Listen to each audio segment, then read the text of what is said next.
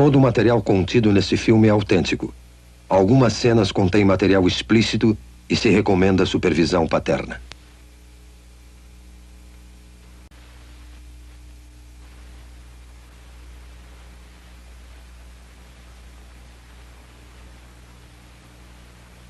Agora podemos perceber o grito silencioso na face desta criança que agora enfrenta a iminente extinção. O grito silencioso.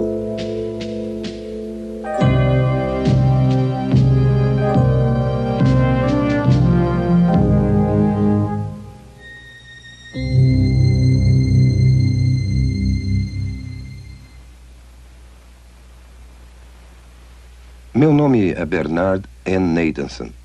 Sou um médico e também obstetra e ginecologista. E acho que tenho alguma experiência em matéria de abortos. Bem, quando eu estudava medicina, em 1949, não havia uma ciência como a fetologia. Aprendemos que esta criança a nascer, o feto, era uma coisa no útero e que somente por uma questão de fé era ou não era um ser humano e se esse ser humano teria ou não qualquer qualidade bem pessoal. Mas essa história mudou desde 1970. Foi nessa época que a ciência da fetologia surgiu nos meios médicos. Surgiu pela mera apresentação de grandes e novas tecnologias, como a imagem ultrassônica, o monitor eletrônico do coração fetal, fetologia, histeroscopia, teste imunológico e uma série de outras novas tecnologias que hoje constituem, de fato, o corpo da ciência da fetologia. A imagem ultrassônica, que é a imagem do feto em movimento, tornou-se acessível à nossa clínica a partir de 1976. A sala para exames ultrassônicos consiste de uma convencional mesa de exame e do aparelhamento de ultrassom. Essa máquina que vemos aqui. A mulher grávida é colocada na mesa para o exame. O abdômen é devidamente coberto. A ponta do instrumento é colocada sobre o útero. O aparelhamento consiste basicamente de um cristal que emite ondas de som em alta frequência e um outro aparelho que capta o eco dessas ondas. O eco é então registrado num computador que o transforma em uma série de imagens da criança a nascer. E a criança pode ser observada por uma análise linear, que é útil para a gravidez adiantada, ou por uma de setor, que é mais precisa para delinear a criança na fase inicial, como esse caso. A imagem reconstruída pelos moldes do eco é capaz de ser de uma absoluta clareza e é tão detalhada nesse instrumento que as válvulas do coração são observadas abrindo e fechando com as contrações do coração. Mães e pais, pela primeira vez, têm podido ver suas crianças antes do nascimento, com essa espetacular tecnologia. Essas tecnologias, esses aparelhos e máquinas que usamos diariamente, tem nos convencido que, sem dúvida, essa criança a nascer é também outro ser humano, outro membro da humanidade, sem distinção, de maneira alguma, a qualquer um de nós. E pela primeira vez, temos a tecnologia para ver um aborto sob o ponto de vista da vítima. A imagem ultrassônica nos permite ver isso. E assim, pela primeira vez, vamos observar como uma criança vai sendo torturada, desmembrada, desarticulada esmagada e destruída pelos insensíveis instrumentos de aço do aborteiro.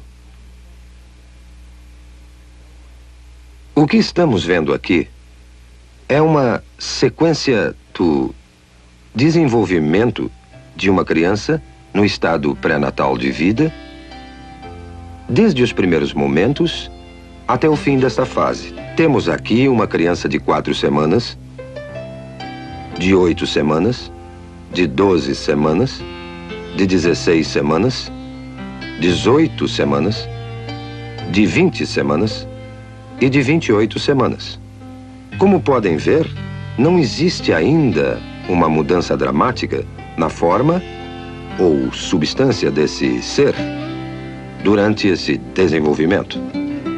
Essa pequena pessoa, de 12 semanas, é uma criatura, inegavelmente um ser humano. Já tem ondas cerebrais desde 6 semanas, seu coração está funcionando há 8 semanas e todo o resto das funções humanas são exatamente como as nossas. Agora, esse livro, Obstétrica de Williams, 16ª edição de 1980, é um livro de estudo usado em todas as escolas de medicina nos Estados Unidos. O prefácio desse livro, publicado em 1980, nos diz o seguinte: felizmente entramos numa era que o feto pode ser já considerado e tratado como nosso segundo cliente. Quem poderia sonhar, mesmo há alguns anos, que poderíamos atender um feto como médico? As tradicionais éticas médicas e conceitos nos dizem que não devemos destruir nossos clientes e nós juramos preservar suas vidas. Agora veremos como o aborto age no nosso segundo cliente. Temos então uma criança de 12 semanas no útero, o útero sendo esse músculo em redor da criança. Quando o aborteiro inicia o processo, primeiro coloca esse instrumento, conhecido como espéculo, na vagina da mulher e em seguida abre a fim de avistar o colo uterino aqui. Tendo avistado o colo, o aborteiro, então, pega esse instrumento, conhecido como tenáculo, firma-o seguramente com o espéculo no colo. Desta maneira, grampeia bem o tenáculo para firmá-lo melhor ao colo do útero. Outro instrumento que é posto em ação é chamado sonda. Esse instrumento é colocado dentro do útero, depois retirado, para o aborteiro determinar exato a profundidade e o tamanho do útero. Depois, esse grupo de dilatadores, esses metálicos curvos instrumentos, são usados para fazer a dilatação do colo, a fim de aplicar finalmente os mencionados instrumentos de aborto. O aborteiro primeiro introduz o mais fino desses instrumentos dentro do colo, a fim de dilatá-lo, girando o instrumento para uma parte mais larga, introduz essa ponta e vai então trabalhando através das várias graduações que aumentam o tamanho final do instrumento dilatador. Depois, passa a usar um instrumento conhecido como aparelho de sucção, o qual está sendo retirado de um recipiente esterilizado para seu uso. E então, isso será inserido no colo dilatado até chegar ao útero, para então perfurar o saco que cobre a criança, esvaziando do fluido que a cerca. O instrumento é posto em direto contato com a criança numa pressão aproximada a 55 milímetros de mercúrio aplicada na ponta desse instrumento, que está ligada há um longo tubo grosso de sucção e a instrumentação abortiva, que é o aparelhamento do outro lado. A ponta de sucção começará a destruição da criança. Pedaços do corpo são separados, um por um, até ficar somente fragmentos do corpo e a cabeça. A cabeça é grande demais para passar pela tubulação. Para isso é necessária a aplicação de outro instrumento, chamado pinça de pólipo, dentro do útero, através do colo já dilatado. E o aborteiro, então, terá que pegar a cabeça da criança, que flutua livre dentro do útero, entre os anéis desse instrumento. A cabeça é então dilacerada e seus pedaços removidos com seus respectivos ossos. E o aborto, então, estará concluído. Já vimos como uma criança de 12 semanas aparece na tela ultrassônica. Também vimos a mecânica, todas as fases do aborto de 12 semanas. Agora, pela primeira vez, veremos um filme feito com a verdadeira imagem ultrassônica de um aborto de 12 semanas. Não se esqueça que não é um caso fora do comum, um aborto tardio. É um dos 4.000 casos de aborto feitos todos os dias nos Estados Unidos. Esse filme foi feito numa clínica de abortos. O médico que realizou o aborto foi um jovem que trabalhava em 2 diferentes clínicas de aborto ao mesmo tempo. Ele já havia feito mais de 10.000 abortos na sua vida. Quando lhe pediram para assistir uma exibição deste filme, ele ficou tão chocado do que ele fazia que saiu da sala por um momento. Voltou para ver o final, mas nunca mais fez outro aborto. A moça que manobrou a verdadeira câmera ultrassônica era uma feminista e a favor do aborto. Mas ela também ficou tão chocada pelo que viu nesta sessão de cinema que nunca mais quis discutir o assunto aborto. Mas vamos voltar ao filme em questão. Estamos observando um detalhe de uma verdadeira imagem ultrassônica de uma criança de 12 semanas. A criança está colocada nesta direção. Vocês estão vendo a cabeça da criança aqui, o corpo inteiro da criança aqui, e essa imagem é a mão da criança perto da boca. Olhando essa criança mais de perto, observamos o olho ou a órbita ocular aqui, o nariz da criança aqui, sua boca aqui, e até vemos o ventríloco do cérebro aqui. Esse é o fluido que enche os espaços do cérebro. Vemos o corpo da criança aqui, com as costelas em silhueta, e sua coluna vertebral atrás. Essa é uma área granulada de tecidos. Na parte superior, parece ser a placenta da criança. Podemos até distinguir aqui as coxas, as extremidades inferiores saindo do corpo, desta maneira. Agora, vamos à ação. Vemos o coração batendo no peito da criança. Suas batidas são de 140 por minuto aproximadamente. Agora, vemos a criança se movendo dentro do útero e observamos várias mudanças de sua posição.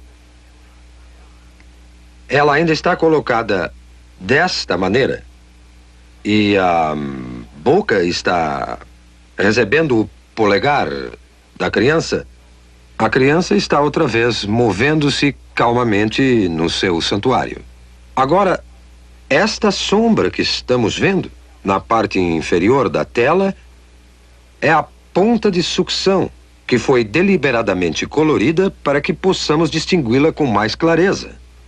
Mas o aborteiro dilatou o colo e está inserindo a ponta de sucção que podemos observar se movimentando na tela. Podemos notar que a ponta de sucção que está aqui, quando se move em direção à criança, ela recua do objeto e começa a produzir movimentos violentos e agitados. A criança se move com mais determinação. Sua posição muda constantemente e ela retrocede mais uma vez aqui. A ponta de sucção ainda não tocou na criança e mesmo assim ela permanece agitada e movendo-se violentamente. A criança virou agora outra vez de perfil e a ponta de sucção volta mais uma vez a aparecer na tela. A boca da criança está aberta, o que veremos mais uma vez em outro momento. Mas esta ponta de sucção, que vemos se movendo violentamente na parte inferior da tela, é um instrumento mortal, que eventualmente irá destruir a criança. É só depois que o saco é perfurado para a saída do líquido que a ponta do aparelho entrará em contato com a criança. Mas podemos observar a ponta movendo-se enquanto o aborteiro procura o corpo da criança. Mais uma vez vemos a boca da criança aberta, como se estivesse emitindo um grito silencioso. Este é o grito silencioso de uma criança prestes a enfrentar sua extinção. Agora as batidas do coração aumentam dramaticamente e os movimentos da criança são mais violentos, como percebendo a agressão ao seu santuário. Está se afastando e podemos vê-la movendo-se para a esquerda do útero, numa tentativa patética de escapar aos terríveis instrumentos que o aborteiro usa para extinguir a sua vida. Agora, o coração está visivelmente acelerado. Suas batidas chegam a 200 por minuto. Não há dúvida alguma que a criança percebe o perigo mortal que a espera. A membrana foi perfurada e o fluido escapou. Não se vê mais o reservatório de líquido protegendo a criança. Mas uma vez que o fluido saiu, a ponta do aparelho de sucção se firma no corpo da criança e a criança é puxada para baixo pela ponta de sucção do aborteiro com a pressão negativa aplicada e o corpo está sendo desmembrado sistematicamente e separado da cabeça. A cabeça está nesta direção aqui. Eu estou no momento delineando a cabeça. As partes inferiores já foram destruídas. E vemos a ponta de sucção brilhando de espaço a espaço na tela como uma série de ecos. Enquanto a criança está sendo empurrada de um lado para o outro, enquanto a ponta de sucção está sendo aplicada ao corpo desta maneira e o aborteiro está exercendo sua tração na criança. A cabeça é ainda perceptível aqui. O corpo já não se pode ver. Foi separado da cabeça. O que vemos agora é a cabeça mesmo, que é chamada linha média do eco, e vários fragmentos de ossos. Mas a cabeça, que estou delineando aqui, nessa criança de 12 semanas, é grande demais para sair inteira numa peça de dentro do útero. O aborteiro terá que empregar este instrumento, a pinça de pólipo, numa tentativa de segurar a cabeça. Ele agora tentará dilacerar a cabeça com esse instrumento, dessa maneira, e remover a cabeça aos pedaços de dentro do útero. O aborteiro e o anestesista têm um código secreto entre eles, que os protege da pavorosa realidade dos fatos. o aborteiro e o anestesista se referem à cabeça da criança, que agora é chamada de número 1. O anestesista, então, perguntará ao aborteiro: o número 1 já saiu? Já acabamos? Vemos agora, intermitentemente, os dentes ou lâmina desse instrumento aparecendo nessa imagem aqui. A cabeça tende a flutuar, solta no útero, e aqui estão os dentes ou lâmina desse instrumento vindo por aqui, e a cabeça está sendo agarrada pela pinça de pólipo e puxada para baixo em direção ao colo. Agora, tudo o que vimos sobrando são simples resíduos, simples fragmentos, pedaços de tecidos que documentam que ali viveu uma vez um indefeso, frágil ser humano. Considerando o impacto do aborto na nossa sociedade, vamos olhar algumas estatísticas do que realmente aconteceu nos últimos 20 anos. Nós temos dados confiáveis indicando que em 1963, bem antes do aborto ser legalizado pela infame decisão Roe versus Wade, eram efetuados aproximadamente 100 mil abortos ilegais anualmente nos Estados Unidos, e muito poucos legais.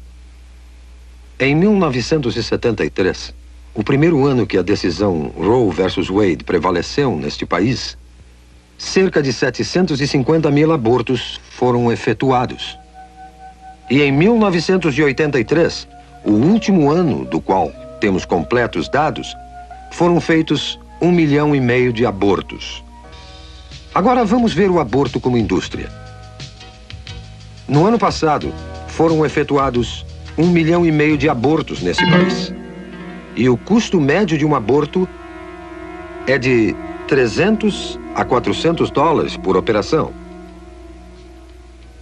Isso criou uma indústria nesse país de uns 5 a 6 milhões de dólares por ano, colocando-o na lista das 500 maiores indústrias do mundo. 90% de todo esse dinheiro vai para o bolso dos médicos e o que sobra no bolso dos empresários que dirigem as clínicas. Tivemos investigações recentes sobre essas clínicas, que se ramificaram no país como cadeias de restaurantes. Sabemos que várias dessas cadeias se encontram na Califórnia, pelo sudoeste e vão até o sudeste dos Estados Unidos. E há alguma evidência agora que cada vez mais essas clínicas estão caindo nas mãos do crime sindicalizado nos Estados Unidos. E que esse dinheiro do aborto, é manchado não só pelo sangue das inocentes vítimas do aborto, como também pelas mãos sujas do crime sindicalizado nos Estados Unidos. Quando discutimos o aborto, temos que entender que a criança por nascer não é a única vítima. As mulheres são vítimas também, tanto como as crianças o são. Não foi dito às mulheres a verdadeira natureza da criança por nascer. Não lhes foi mostrado os fatos reais sobre o que o aborto realmente é. As mulheres, em grande número, centenas, milhares, dezenas de milhares, têm tido seus úteros perfurados, infectados ou sofreram destruição total de seus órgãos reprodutores como resultado de uma operação da qual não possuem um conhecimento verdadeiro. Este filme e outros filmes que virão devem fazer parte da informação geral para o consentimento de qualquer mulher antes de se submeter a um processo desta natureza. Eu acuso a Liga Nacional do Direito ao Aborto.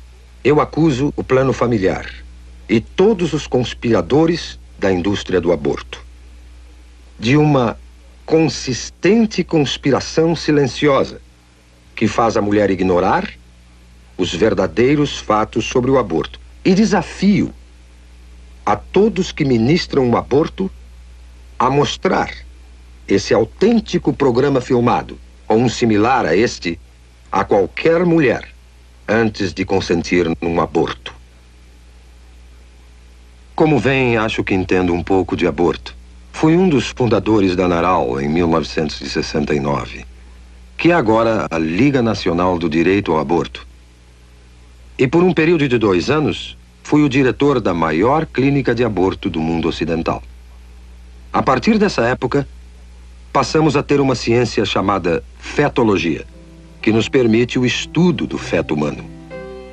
E todo esse conhecimento concluiu, sem exceção, que o feto é um ser humano, igual a qualquer um de nós, e parte integral da comunidade humana.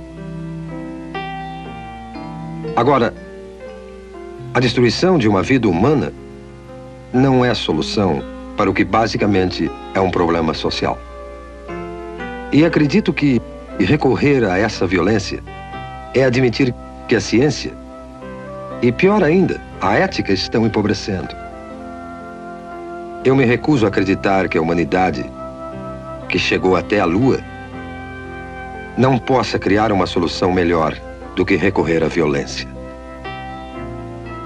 Devemos todos nós, aqui e agora, dedicar